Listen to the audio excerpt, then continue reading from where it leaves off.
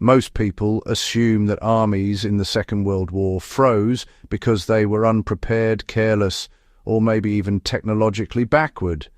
The reality, though, is a bit more uncomfortable. By 1941, every major army actually understood cold weather theory. Manuals existed, equipment existed. What failed was not knowledge, but, logistics, timing, and the brutal mismatch between doctrine and lived experience. Soldiers on the front were often left to solve the problem of staying warm on their own, using whatever knowledge, materials, and improvisation they could manage under pressure. Many of the techniques they relied on were never celebrated, never formally taught, and rarely recorded in after-action reports, but they worked. And several of them remain quietly relevant today, especially for people thinking seriously about resilience, preparedness, and surviving cold indoors when systems fail. If you value overlooked history like this, subscribe to the Survival Record now, because this channel exists to preserve lessons that are just too practical to be forgotten. Cold kills faster through exhaustion and poor decisions than through frostbite alone. On the Eastern Front, medical reports consistently showed that cold-related casualties were not limited to frostbite. Hypothermia accelerated fatigue, dulled judgment, and made soldiers slower to react under fire.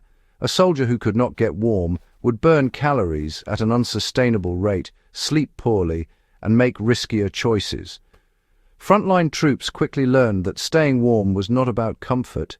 It was about preserving mental clarity and physical efficiency. This understanding shaped the small, unglamorous heating tricks soldiers passed to each other in dugouts, ruined buildings, and temporary billets. These methods were aimed less at raising ambient temperature and more at protecting the body's ability to regulate itself. The first priority was insulating the human body, not heating the room. One of the most overlooked lessons from WWII cold weather survival is that soldiers rarely tried to heat entire spaces. Fuel was scarce, smoke revealed positions, and many structures were just too damaged to retain heat. Instead, soldiers focused on microenvironments. German, Soviet, and Allied troops alike used layered insulation beneath and around the body: straw, pine boughs, newspapers, sandbags filled with dry earth, placed between themselves and cold ground or stone. This practice dramatically reduced conductive heat loss, which is still one of the primary ways people lose warmth indoors during winter power outages. Modern survival planning often emphasizes heaters and generators, but WWII experience shows that insulating where your body actually contacts surfaces can matter more than raising air temperature. Small, enclosed heat traps were safer and more efficient than open fires. Open flames were dangerous in combat zones and inefficient in damaged buildings. Soldiers adapted by creating heat traps, tightly enclosed sleeping spaces using blankets, tarps, and coats to retain body heat. Soviet soldiers were particularly adept at constructing low-profile sleeping shelters inside larger ruins, effectively building a room within a room. The trapped heat from one or two bodies could raise temperatures significantly inside these small enclosures. This principle is directly applicable today. During blackouts or heating failures, concentrating heat in a single enclosed area reduces energy loss and mirrors the same logic soldiers used when fuel was scarce and exposure was constant. Heated objects mattered more than heated air during long, cold nights. During the Second World War, troops often depended on heated mass rather than, continuous heat sources. Stones warmed near small fires, metal canteens filled with hot liquid, and even heated bricks salvaged from rubble were brought into sleeping areas. These objects radiated heat slowly over several hours, providing steady warmth without producing smoke or light. Medical Corps reports actually noted improved sleep quality and fewer cold injuries when soldiers used this method. Indoors today, the same principle still applies. Heated water bottles, thermal mass near the body, and materials that retain warmth can stabilize temperature without needing constant fuel or electricity.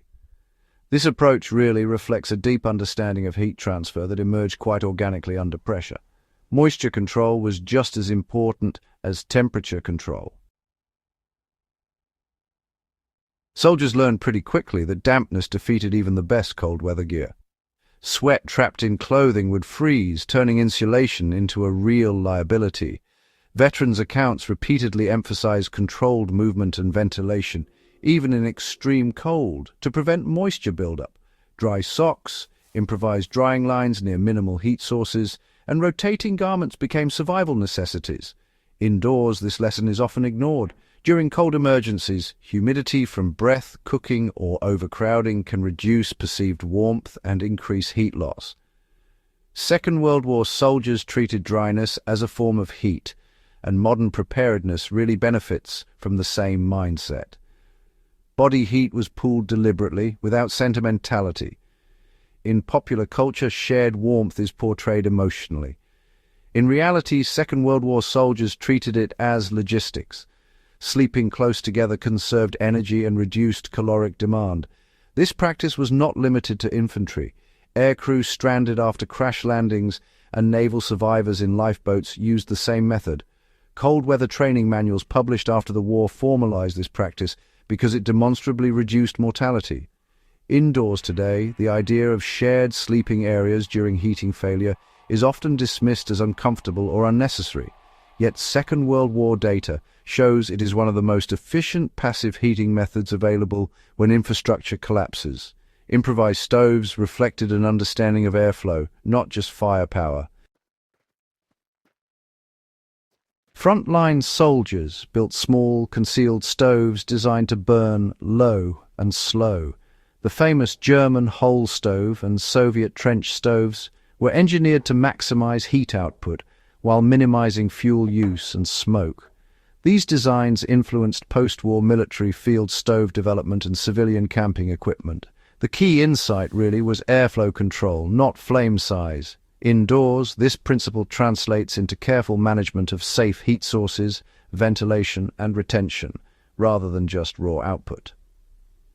Second World War soldiers understood that uncontrolled heat was wasteful and dangerous, a lesson often lost in modern emergency heating discussions.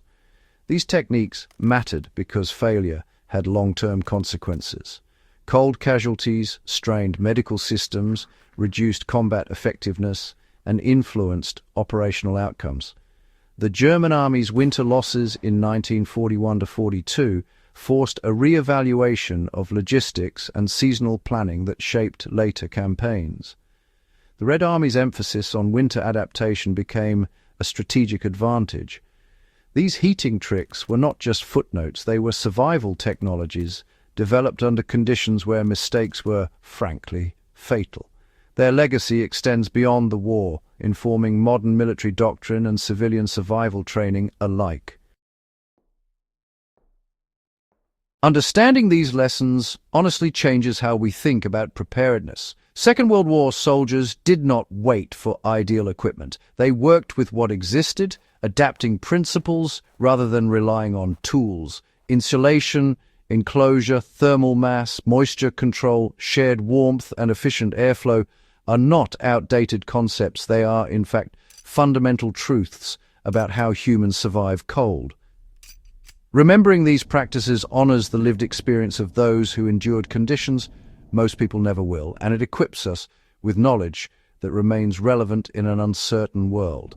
If you value careful, in-depth historical analysis that connects past experience to present preparedness, subscribe to The Survival Record and share this video with others who care about understanding history beyond the surface. These lessons were learned the hard way, and they deserve to be remembered.